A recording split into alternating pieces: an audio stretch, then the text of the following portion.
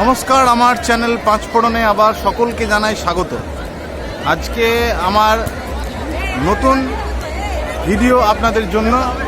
জানুয়ারি 2022-এর দীঘা ভ্রমণ। হ্যাঁ, আজকে আপনাদের জন্য আমি চলে এসেছি সোজা দীঘাতে এবং নিউ দীঘাতে এসেছি। এই ট্যুরে কিভাবে এলাম, হাওড়া থেকে আসা থেকে শুরু করে, অ্যাটলিস্ট আমি থাকি বোলপুর শান্তিনিকেতন, সেখান থেকে আমি আগে হাওড়া এসেছি, তারপর আমি দীঘা। তো টোটাল প্যাকেজ কি পড়লো, মাথা পিছু কত টাকা করে পড়তে পারে, যদি ফ্রেন্ডদের সাথে ঘুরতে আসেন তাহলে কত টাকা পড়বে, ফ্যামিলি পারপাস এলে কি খরচা হবে, আজকের এই সমস্ত বিষয়গুলো নিয়ে আপনাদের কাছে হাজির হয়ে গেছি।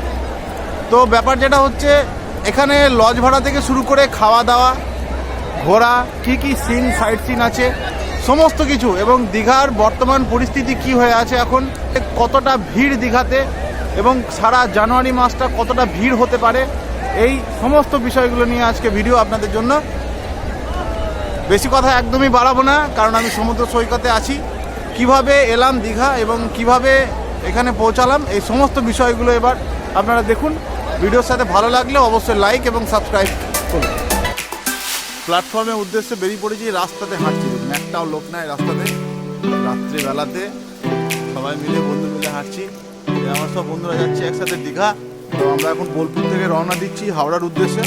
এরপর হাওড়া থেকে আমাদের ট্রেন আছে দীঘার, সমস্ত বিশ্লেষণ দেবো আপনাদেরকে।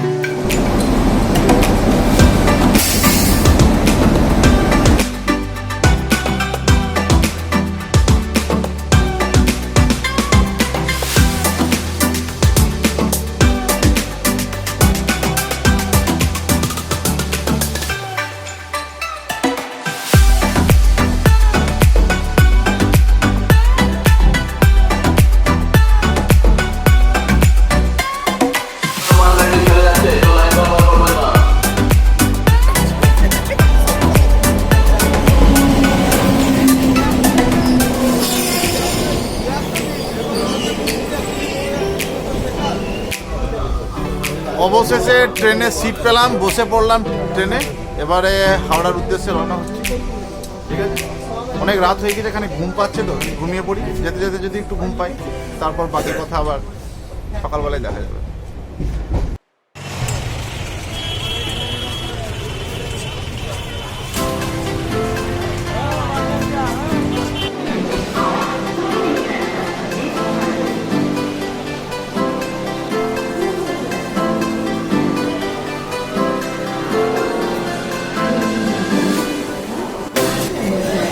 হন্তদন্ত করে পৌঁছে গেলাম হাওড়া স্টেশনে। এবার এখান থেকে আমরা সোজা বেরিয়ে যাব দীঘার উদ্দেশ্যে। তো আমাদের যে ট্রেনটা আমরা এখন দেখছি কত নম্বর প্ল্যাটফর্মে দেবে, আশা করছি 19 নম্বরে দিতে পারে। আমাদের টিকিটগুলো কাটা হয়ে গেছে, হাতে অলরেডি টিকিট চলে এসছে দীঘা যাবার। তো টিকিটটা আমাদের যেটা পড়লো 45 টাকা। মানে আমরা বোলপুর থেকে হাওড়া এলাম 100 টাকাতে, আর এখান থেকে দীঘা যাব 45 টাকা। তার মানে টোটাল এখনও পর্যন্ত খরচা হচ্ছে আমাদের 145 টাকা। তো এখানে একটা এক্সপ্রেস যায়, তাম্রলিপ্ত এক্সপ্রেস, সেই এক্সপ্রেসে আমাদের টিকিটটা রিজার্ভেশন হয়নি, সেটা ওই সামথিং 100 টাকায় হয়, মানে যেহেতু এক্সপ্রেস বলে। তো আমরা এখন যাচ্ছি লোকালে, তাই জন্য এটা 45 টাকার মধ্যে হয়ে যাচ্ছে। আমার হাতে টিকিট রয়েছে। তো আমরা এখন ওয়েট করছি ট্রেনের জন্য, কখন আসবে ট্রেন দেখা যাক। ঠিক আছে,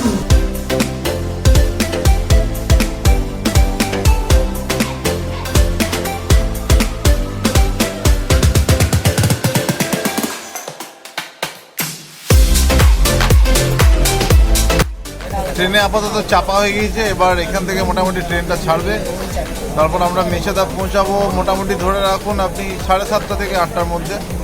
তারপর ওখান থেকে আমাদের দীঘা লোকাল, তারপর দীঘা পৌঁছাবো মোটামুটি 10:30টার মধ্যে। মানে ওই টাইমিংটা প্রায় একই থাকে। যেহেতু আমাদের রিজার্ভেশনটা কনফার্ম হয়নি তাম্রলিপ্ত এক্সপ্রেসে, ওই জন্য আমাদের লোকালে করে যেতে হচ্ছে। তবে এখান থেকে ট্রেন যদি হাওড়া থেকে যদি দীঘা যেতে চান, তাহলে অবশ্যই তাম্রলিপ্ত এক্সপ্রেসেই আপনারা রিজার্ভেশনটা করবেন, কারণ ওটা সোজা ডিরেক্টলি দীঘা যায়, মাঝখানে কোনো দাঁড়ানোর বা ট্রেন চেঞ্জ করার কোনো ব্যাপার থাকে না। যেহেতু আমরা লোকালে যাচ্ছি বলে আমাদেরকে ট্রেনটা চেঞ্জ করতে হচ্ছে।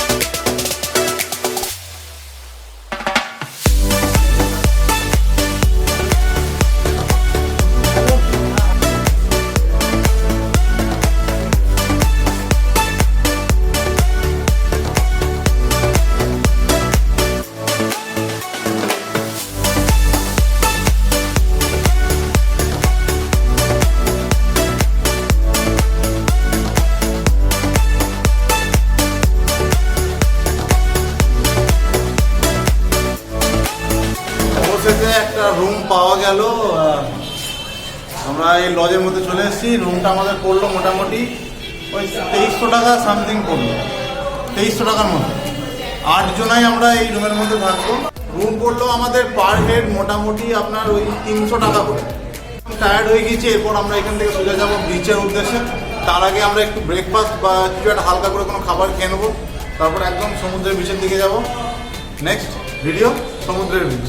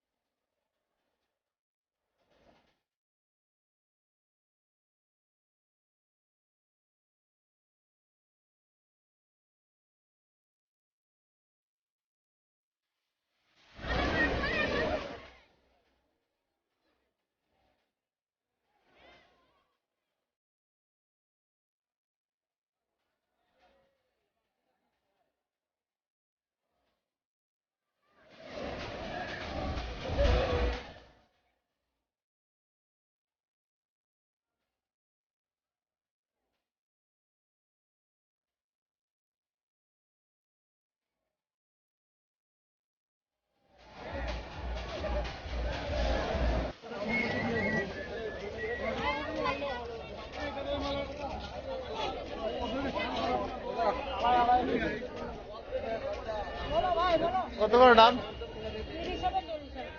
30 টাকা কোনটা? দাও দেখ।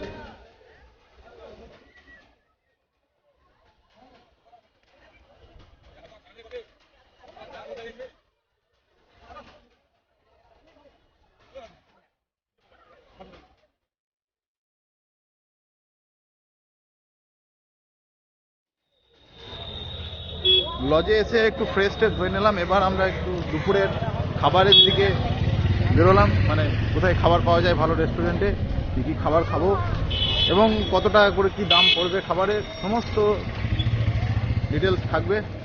এইমাত্র ফ্রেশ হয়ে খুব ক্লান্তি, খুব টায়ার্ড হয়ে গিয়েছিলাম। একটু ফ্রেশ হয়ে আমরা এখন একটা রেস্টুরেন্টের উদ্দেশ্যে বেরোলাম।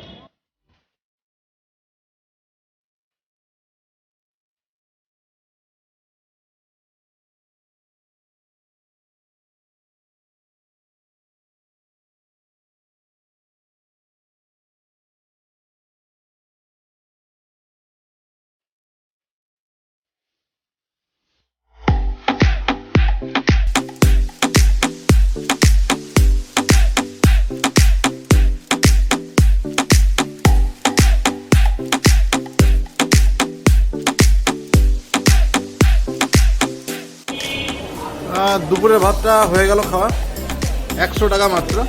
মোটামুটি ভালোই টেস্ট, খাবারের কোয়ালিটি খারাপ নয়, মাছটাও বেশ ভালো ছিল। তার সাথে একটা জিনিস দিয়েছে যেটা চাটনি পাঁপড়, ওটা তখন আমি তুলিনি, বলে দিলাম আপনাদেরকে।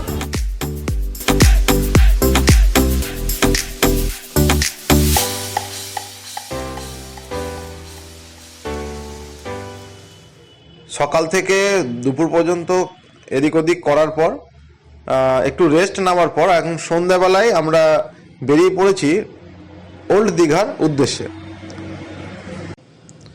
যেখানে আমরা দেখব বিভিন্ন রকম দোকান, যেখানে অনেক রকম আপনি ঝিনুকের তৈরি জিনিস, সামুদ্রিক বিভিন্ন রকম হাতের বিভিন্ন রকম হ্যান্ডিক্রাফটসের যেসব মার্কেটগুলো হয় সেগুলো দেখব।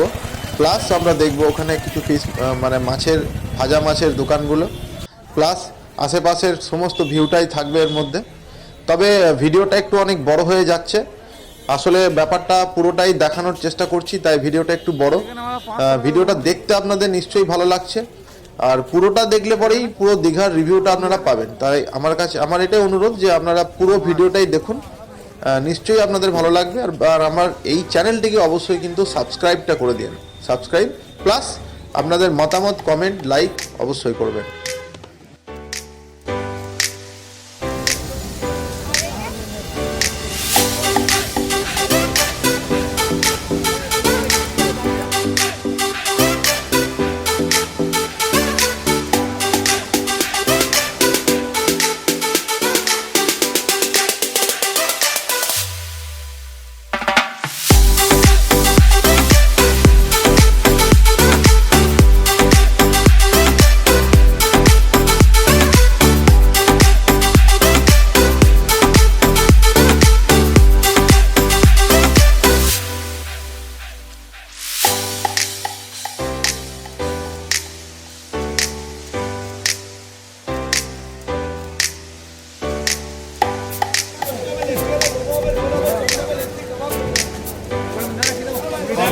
কত?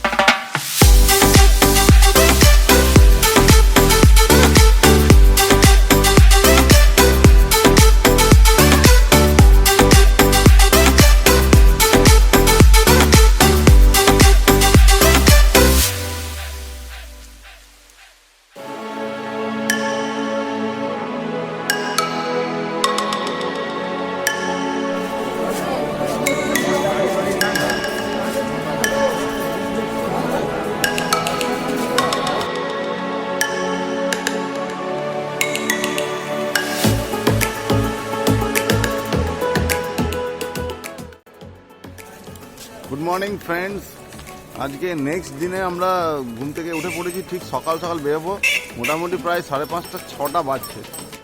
তো আমরা আজকে যাব মোহনাতে। তো আমাদের অটো এখানে দাঁড়িয়ে রয়েছে অলরেডি। আমি অটোতে উঠবো, দাঁড়িয়ে চাপতে দে ভাই।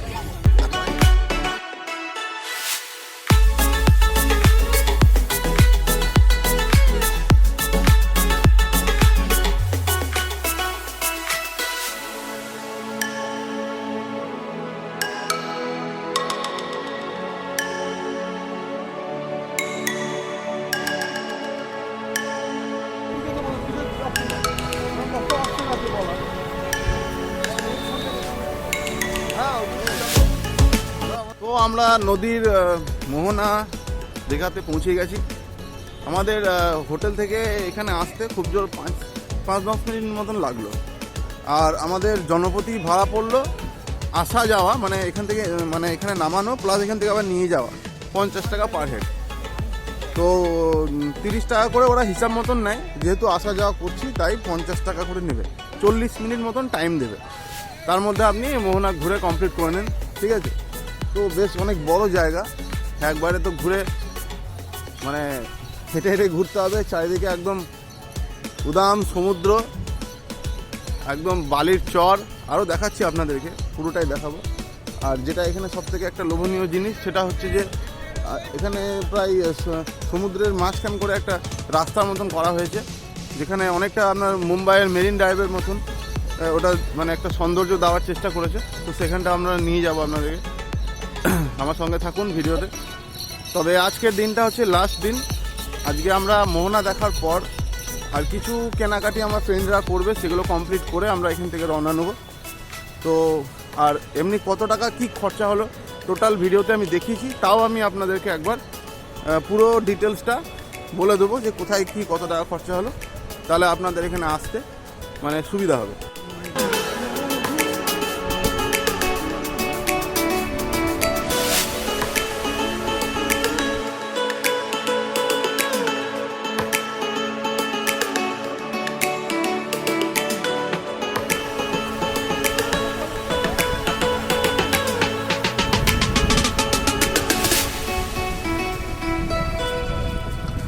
আমরা এই মোহনাটা ঘুরে কমপ্লিট করে আমরা এখান থেকে যাব দীঘার ফিশ মার্কেট, যেখানে আমরা দেখব সামুদ্রিক মাছ।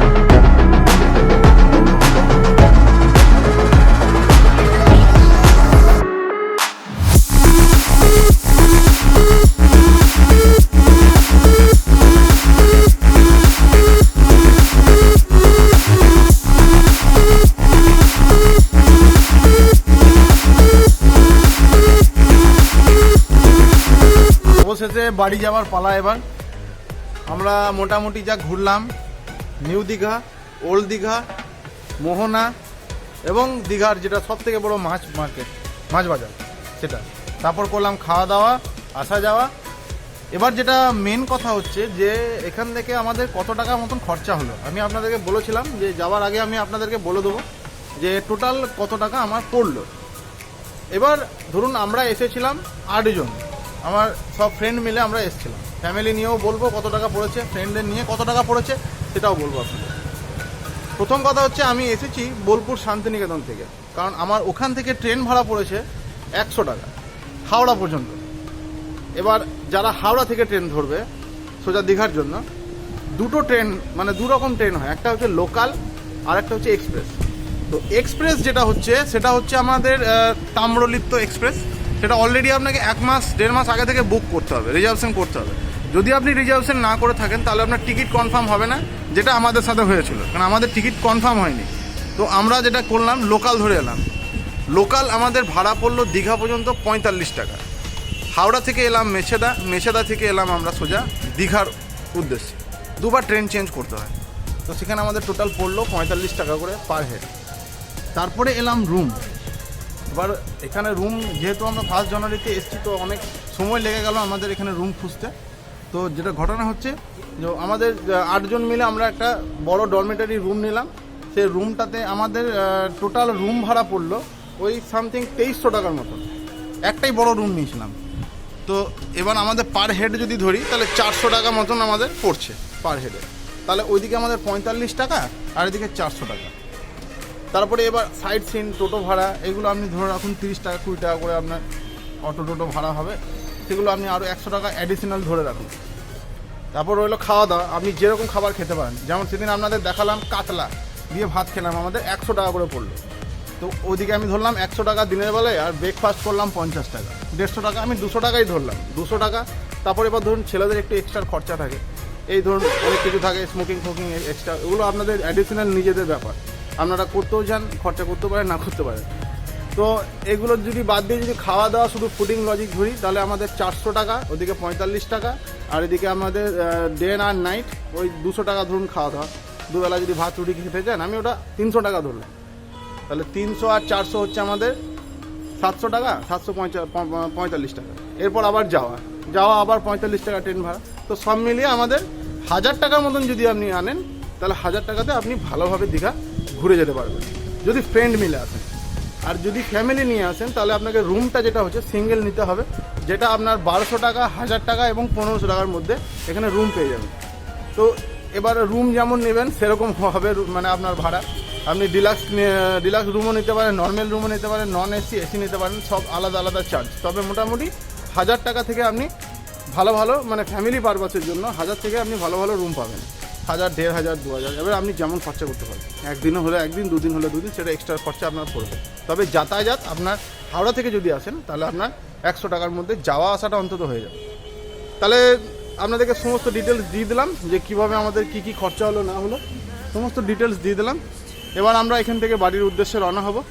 তবে ভিডিওটা যদি অনেক কষ্ট করে আপনাদের জন্য পুরো ডিটেলসটা নিয়ে এসেছি ভিডিওতে, আশা করছি ভিডিওটা আপনাদের খুব ভালো লেগেছে। তো আমরা এবার এখান থেকে বাড়ির উদ্দেশ্যে রওনা হব। তো ভালো থাকবেন সবাই, সুস্থ থাকবেন, যদি পারবেন অবশ্যই দীঘা ঘুরতে আসবেন। আর ভিডিওটি যদি ভালো লাগে অবশ্যই আমার চ্যানেলটিকে সাবস্ক্রাইব অবশ্যই করবেন। এরকম ভিডিও আমি আপনাদের জন্য আরও বারবার নিয়ে আসবো। ভালো থাকবেন।